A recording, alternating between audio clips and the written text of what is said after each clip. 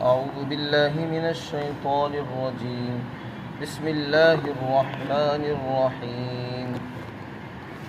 وإذ قلنا للملائكة اسجدوا لآدم فسجدوا إلا إبليس كان من الجن ففسق عن أمر ربه أفتتخذونه وذريته أولياء من دوني وهم لكم عدو بئس للظالمين بدلا ما أشهدتهم خلق السماوات والأرض ولا خلق أنفسهم وما كنت متخذ المضلين عضدا ويوم يقول نادوا شركائي الذين زعمتم فدعوهم فلم يستجيبوا لهم وجعلنا بينهم موبقا ورأى المجرمون النار فظنوا أنهم مواقعوها ولم يجدوا عنها مصرفا. اور اس وقت کو یاد کرو جب ہم نے فرشتوں سے کہا کہ تم آدم کے سامنے سجدہ تعظیمی کرو تو سب فرشتوں نے سجدہ کیا مگر ابلیس نے سجدہ نہیں کیا اور وہ جنات میں سے تھا. چنانچہ وہ اپنے پروردگار کی اطاعت سے نکل گیا اور اس نے اپنے پروردگار کے فرمانبرداری سے انکار کیا. تو کیا تم پھر بھی اس کو اور اس کی اولاد کو دوست بناتے ہو مجھے چھوڑ کر، حالانکہ وہ تم سب کے دشمن ہیں اور ظالمین کے لیے بہت برا بدل اور متبادل ہے. حالانکہ آسمان اور زمین کی تخلیق کے وقت اور خود ان کی پیدائش کے وقت میں نے ان کو نہیں بلایا تھا اور نہ ہی میں گمراہ کرنے والے لوگوں کو مددگار بناتا ہوں.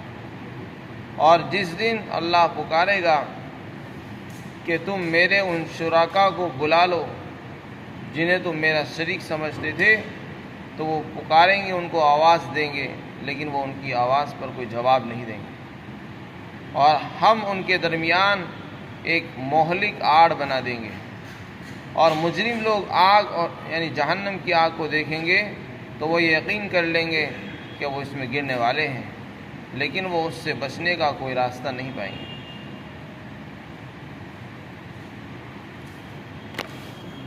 فرشتوں کا آدم کو سجدہ کرنے کا ذکر قرآن کریم میں بہت سے مقامات پر مختلف مقاصد کے لیے آیا ہے.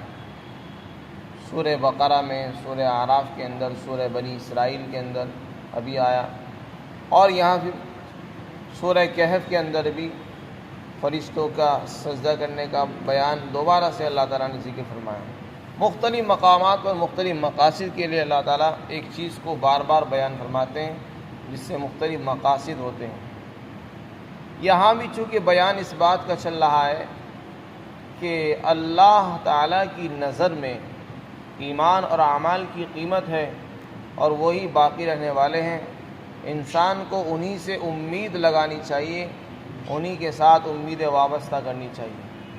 دنیا کا مال، دنیا کی چیزیں، یہاں کی رونق، یہاں کی چمک دمک، یہاں تک کہ انسان کی اولاد، یہ امیدیں لگانے کے قابل چیزیں نہیں ہیں. یہ سب فنا ہو جانے والی ہے، یہ سب دھوکہ دینے والی چیزیں ہیں.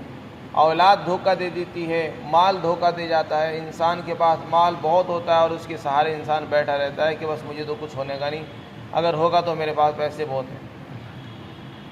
تو بعض مرتبہ ایسا ہوتا ہے بڑے بڑے مالدار ہاتھ ملتے رہ جاتے ہیں اور مال چٹکیوں کے اندر جو ہے وہ ضائع برباد ہو جاتا ہے، چوری ہو جاتا ہے یا کہیں لگ جاتا ہے یا اس پر کچھ اور چھاپا پڑ جاتا ہے وغیرہ. تو اللہ تعالیٰ فرمانا چاہتے ہیں یہ مال جو ہے اس قابل نہیں ہے کہ اس سے امید لگائی جائے یا اسی کے بھروسے انسان دنیا میں زندگی گزارے. یہ بھروسہ کرنے کے قابل چیز نہیں ہے.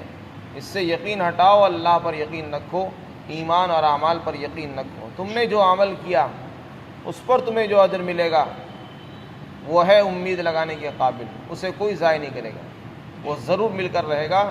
نہ اسے کوئی فنا کر سکتا ہے، نہ اسے چھین سکتا ہے۔ دنیا میں جو کچھ ملا ہے یہ چھینا بھی جا سکتا ہے، لوٹا بھی جا سکتا ہے، ختم بھی ہو سکتا ہے، بہت سارے احتمالات اس کے اندر موجود ہیں۔ یہاں بھی فرشتوں کا ذکر اللہ تعالیٰ نے بیان فرمایا۔ جنات میں سے جو ابلیس تھا اس کو بھی اپنے اوپر غرور اور گھمنڈ ہو گیا تھا، تو اسی کا یہاں پر قصہ بیان فرمایا کہ دیکھو ابلیس کو ہم نے بہت کچھ دیا، علم بھی تھا اس کے پاس، عبادت گزاروں میں تھا، فرما برداروں میں اس کا شمار ہوتا تھا، فرشتوں کے ساتھ اس کی صحبت تھی، لیکن جہاں اس نے اللہ کی طرف سے منہ موڑا اور اللہ کے حکم کو چھوڑا ہے تو وہ تباہ و برباد ہو گئے۔ اور فرشتوں نے حکم کی اطاعت کی، بات کو مان لیا ہے، تو پھر اللہ تعالیٰ نے ان کو نوازا اور انسان کو اللہ نے مسجود الملائکہ بنایا۔ تو خلاصہ یہ کہ یہاں پر اللہ تعالیٰ نے فرشتوں کا آدم علیہ السلام کو سجدہ کرنا بیان فرمایا ہے۔ جب اللہ نے فرشتوں کو سجدہ کا حکم دیا تو فرشتوں کے ساتھ ابلیس بھی رہتا تھا، تو اس نے انکار کر دیا اور کٹ حجتی کرنے لگا اور کہنے لگا کہ میں سجدہ کیوں کروں؟ آپ نے مجھے آگ سے بنایا اور اسے مٹی سے اور گارے سے بنایا، میں کیوں سجدہ کروں؟ میں بلند ہوں، میری خاصیت اوپر کو جاتی ہے، آگ کی خاصیت یہ کہ وہ اوپر کو جاتی ہے اور مٹی کی خاصیت یہ کہ وہ نیچے کو آتی ہے، تو میں ایک ایسی ذلیل اور حقیر چیز سے بنے ہوئے انسان کو کیوں سجدہ کروں؟ یہ اس نے کیوں کا سوال کیا؟ گویا کہ اللہ کے حکم پر اعتراض تھا، جبکہ اللہ کا جو حکم ہے اس کو تو پورا کرنا چاہیے، چاہے وہ کیسا بھی ہو۔ اس کو حکمت کے خلاف کہنا یہ خود ظلم تھا، تو اس نے اپنی جان پر ظلم کیا اور اللہ کے دربار سے نکال دیا گیا، جس کا مختلف مقامات پر بیان ہے۔ اللہ تعالیٰ فرماتے ہیں یہ اللہ کی فرمانبرداری سے نکل گیا، نافرمانوں میں اس کا شمار ہو گیا، قیامت تک کے لیے ملعون قرار دیا گیا۔ پھر اس نے مہلت مانگی کہ مجھے قیامت کے لیے مہلت دیجیے، چنانچہ اللہ نے اس کو مہلت دی اور اس نے قسم کھائی کہ میں آدم کی اولاد کو گمراہ کروں گا، ان کو بہکاؤں گا، ان کو پھسلاؤں گا، یہاں تک کہ جہنم میں داخل کراؤں گا۔ اللہ نے فرمایا کہ میرے جو مخلص بندے ہوں گے تیرا زور ان پر نہیں چلے گا۔ تو اب یہاں اللہ تعالیٰ بتانا چاہتے ہیں، یہ عجیب بات ہے کہ شیطان تمہارا دشمن ہے اور اس کی جتنی بھی اولاد اور ذریت ہے وہ بھی انسان کی دشمن، اور سب مل کر اپنے مقصد میں لگے ہوئے ہیں، سب کو پتہ ہے۔ شیطان نے جو قسم کھائی تھی، ابلیس نے جو اللہ کے سامنے قسم کھائی تھی، وہ اپنی قسم کے مطابق کام کر رہا ہے، مسلسل گمراہ کرنے میں، لوگوں کو جدا کرنے میں، آپس میں پھوٹ ڈالنے میں، لڑائیاں کرانے میں، جہنم میں داخل کرانے میں اور دین سے روکنے میں لگا ہوا ہے، پوری کوشش کر رہا ہے۔ اور انسان کتنا بھولا بھالا ہے، سب کچھ جانتا ہے، پھر بھی اس نے اللہ سے تو دوستی کی نہیں، اللہ کی دوستی کو ٹھکرا دیا، شیطان کو اپنا دوست بنا رکھا ہے، جیسا شیطان کہہ رہا ہے اسی طرح کر رہا ہے، اور اسی کے اندر فخر محسوس کرتا ہے کہ میں صحیح چل رہا ہوں، میں زمانے کے ساتھ شانہ بشانہ چل رہا ہوں، جیسا زمانہ ہے میں اس کے حساب سے چل رہا ہوں۔ اسے یہ نہیں پتہ کہ زمانہ کوئی نہیں، یہ تو سب شیطانی حرکتیں ہیں، اور شیطان جس طرح ہمیں بہکا رہا ہے، دل میں جو خیالات ڈال رہا ہے ہم اس کے حساب سے چل رہے ہیں۔ انسان کو اللہ سے دوستی کرنی چاہیے، وہ اللہ کو تو بھول گیا اور اس نے شیطان سے دل لگا لیا، اور اسے احساس بھی نہیں۔ عجیب بات یہ کہ انسان کو یہ بھی احساس نہیں کہ میں کس کا راستے پہ چل رہا ہوں، اور اگر اس سے کہا جائے کہ تو یہ اس راستے کو تو نے کیوں اختیار کیا، کہ بس دنیا میں تو یہی چل رہا ہے، اس وقت اسی کا چلن ہے، اسی کا رواج ہے، اسے اس سے کوئی مطلب نہیں کہ اس کو کس نے رواج دیا۔ بات یہ ہے کہ دنیا والے اگر غلط راستے پر چلنے لگے اور وہ سیدھا راستہ چھوڑ دیں تو وہ اتباع کے قابل نہیں ہے۔ اگر دنیا والے جہنم میں جا رہے ہوں تو کیا ہم بھی جہنم میں جائیں گے؟ نہیں۔ اس میں ہمیں غور کرنا پڑے گا کہ صحیح راستہ کیا ہے، غلط کیا ہے، اس کی تلاش کرنا اور اس کے بارے میں سوچنا، معلومات کرنا، یہ انسان کی اپنی ذمہ داری ہے۔ دنیا والوں کو دیکھا دیکھی چل دینا، جدھر ہوا کا رخ ہو ادھر ہی کو چل دینا، یہ عقل مندی نہیں ہے۔ سمجھ کے ساتھ چلنا، عقل مندی کے ساتھ چلنا، یہ ہے سمجھداری۔ تو اللہ تعالیٰ فرماتے کیا تم پھر بھی اس کو دوست بناتے ہو مجھے چھوڑ کر؟ حالانکہ وہ تو تمہارا دشمن تھا، وہ کیا اس کی اولاد بھی دشمن ہے۔ اللہ تعالیٰ فرماتے ہیں یہ تو ظالمین کے لیے بہت بڑا متبادل ہے، یعنی کیسے بدنصیب لوگ ہیں کہ اللہ کو چھوڑا انہوں نے اور شیطان کو اپنا بنایا اور اس سے دوستی کر بیٹھے، یہ تو بہت برا ان کو بدلہ اور صلہ ملا ہے۔ پھر آگے ارشاد فرمایا اللہ تعالیٰ نے کہ انہوں نے جو شیطان کی بات مان کر شرک اختیار کیا ہے اور اللہ کو چھوڑ کر اس کے شریک اور بت بنا لیے اور ان کو خدا بنا کر بیٹھ گئے اور ان کے ساتھ بھی وہی باتیں ثابت کرنے لگے جو اللہ کے لیے ہے، اللہ تعالیٰ فرماتے ہیں اس میں بھی تعجب ہوتا ہے۔ یہ سمجھ میں نہیں آتا کہ انہوں نے ان کو کیسے خدا بنا لیا، حالانکہ جس وقت میں نے آسمان اور زمین کو بنایا جو کہ ان سے کئی گنا زیادہ بڑی مخلوق ہے، اور خود ان کی پیدائش کے وقت یہ جو گمراہ لوگ ہیں، کافر اور مشرک ہیں، ان کی پیدائش کے وقت بھی میں نے ان کے معبودوں کو کبھی اپنی مدد کے لیے نہیں بلایا تھا۔ جس وقت میں آسمان کو بنا رہا تھا، زمین بنا رہا تھا، انسان کو بنا رہا تھا، کبھی میں نے ان کے خداؤں کو نہیں بلایا جن کو یہ آج خدا بنائے ہوئے ہیں، میرا برابر ان کو قرار دے رہے ہیں، میں نے کبھی ان کو اپنی مدد کے لیے نہیں پکارا۔ تو پھر کس بنیاد پر یہ شیطان کی بات ماننا ہے؟ یا تو ایسا ہوتا ہے کہ وہ میرے خدائی میں شریک تھے، آسمان کو بنانے میں انہوں نے میرا ساتھ دیا یا میری مدد کی تھی، اس لیے شیطان نے اب یہ کہا کہ چلو تم اللہ کی بھی عبادت کرو اور ساتھ میں فلاں کی بھی عبادت کرو، کیونکہ وہ اللہ کے ساتھ مدد میں شریک ہیں اور فلاں ہیں۔ تو اللہ تعالیٰ فرماتے جب یہ بات ہے نہیں، میں نے ان کو کسی کام کے لیے بلایا تک نہیں ہے، تو پھر کس بنیاد پر وہ اللہ کا شریک ٹھہرا رہے ہیں؟ جب پیدائش میں وہ شریک نہیں ہے، مخلوق کو بنانے میں وہ شریک نہیں ہے، تو عبادت میں کیوں شریک کیا ان کو؟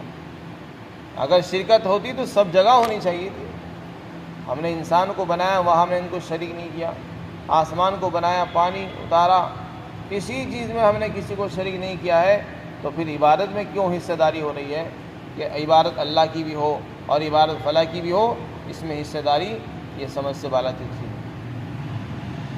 اللہ تعالیٰ فرماتے ہیں میں تو گمراہ کرنے والوں کو مددگار نہیں بناتا، جو خود گمراہ کرنے میں لگے ہوئے ہوں جیسے شیطان اور اس کی ذریت اور وہ تمام معبودان باطل جن کی عبادت کر رہے ہیں، ان کو میں مددگار کیوں بناؤں؟ میں کام نہیں کرتا۔ پھر ان معبودوں کی بے بسی کا بیان فرمایا۔ آج مشرک لوگ جن کو اپنا خدا بنا رہے ہیں، جن کے بارے میں یہ تصور کیے ہوئے ہیں کہ وہ ہمارے خدا ہیں، ہماری مدد کریں گے، مشکل وقت میں ساتھ دیں گے، اللہ تعالیٰ ان کی بے بسی کو بتا رہے ہیں کہ جب قیامت کا دن ہوگا تو اللہ تعالیٰ پکاریں گے، کافروں سے کہیں گے کہ بلا لو تم اپنے ان شرکا کو جن مجھے چھوڑ کر میرا شریک تم نے جن کو خیال کر رکھا تھا کہ وہ میرے برابر درجے کے خدا ہیں، آج وہ کہاں ہیں؟ ان کو بلاؤ تو صحیح۔ آج تم مصیبت میں پھنسے ہوئے ہو، جہنم میں تم کو ڈالا جا رہا ہے، مشکل میں پھنس گئے ہو، اب تم پر جو ہے آفت آنے والی ہے، مصیبتیں ٹوٹنے والی ہے، اب اپنے ان خداؤں کو بلا کر تو دیکھو۔ تو اللہ تعالیٰ بطور طنز کے ان کو کہیں گے کہ کہاں گئے وہ تمہارے خدا؟ بلاؤ ان کو مدد کے لیے، پکارو تو صحیح تاکہ وہ تمہاری مدد کریں، تم کو بچا لیں۔ آج چنانچہ وہ بلائیں گے، آواز دیں گے۔ آج مشرک جو ہے اس دن آواز دیں گے اپنے خداؤں کو، لیکن وہ کوئی جواب نہیں دیں گے، کوئی پکار کا جواب نہیں دیں گے، نہ مدد کے لیے آئیں گے، جواب نہ دے جواب دیں گے۔ اللہ فرماتے ہیں ہم ان کے درمیان آڑ پیدا کر دیں گے، جبکہ وہ ان کے خدا بھی وہی ہوں گے اور وہ بھی وہی ہوں گے، اور میں ایسی دوری پیدا کر دیں گے نہ یہ وہاں پہنچ سکیں گے نہ وہ ان کے پاس پہنچ سکیں گے۔ اور اس دن مجرم لوگ جہنم کو اپنی نگاہوں کے سامنے دیکھیں گے اور یقین کر لیں گے کہ اب تو ہمیں اس میں گرنا ہی ہے، بس اب ہم گرنے والے ہیں، اس میں یہی ہمارا انجام ہے، اور وہ اپنے بارے میں محسوس کر لیں گے کہ اب ہمیں اس سے نکلنے کا کوئی راستہ نہیں ہے۔ تو یہ عجیب بات ہے کہ دنیا کے اندر انسان کو اللہ نے بتایا ہے تمہارا کوئی مددگار نہیں ہے سوائے اللہ کے، پھر بھی اللہ کو چھوڑ کر انسان نے شیطان کو دوست بنا لیا ہے۔ جو شیطان جو آخرت میں صاف طور سے انکار کر دے گا میں نے تو کسی کو گمراہ نہیں کیا، میں نے تو صرف بتایا تھا، کسی کو زبردستی راستے پر نہیں لگایا۔ شیطان صاف انکار کر دے گا کہ میں نے کسی کو گمراہ نہیں کیا، میں نے تو صرف راستہ بتایا تھا کہ یہ راستہ ہے، میں نے کسی کو چلایا تھوڑی ہے، خود چلے آپ لوگ، تو اس دن منع کر دے گا۔ تو اس لیے عقل مندی کا کام یہ ہے کہ آدمی ایسے دھوکے بازوں سے ہوشیار رہے اور اپنی عافیت اسی میں سمجھے کہ اللہ کی فرمانبرداری اختیار کر لے اور اسی کو دوست بنائے، اسی سے اپنا تعلق اور رشتہ بڑھائے۔ وہی ہمیں نجات دینے والا ہے اور وہی ہمیں ہر مشکل سے نکالنے والا ہے، اس کے علاوہ کوئی ہمیں نکالنے والا نہیں ہے۔ بس ضرورت اس بات کی ہے کہ مسلمان اپنا تعلق اللہ سے مضبوط قائم کر لیں۔ جب اللہ سے تعلق مضبوط ہوگا تو سارے مسائل آسان ہو جائیں گے۔ اللہ تعالیٰ ہم سب کو عمل کو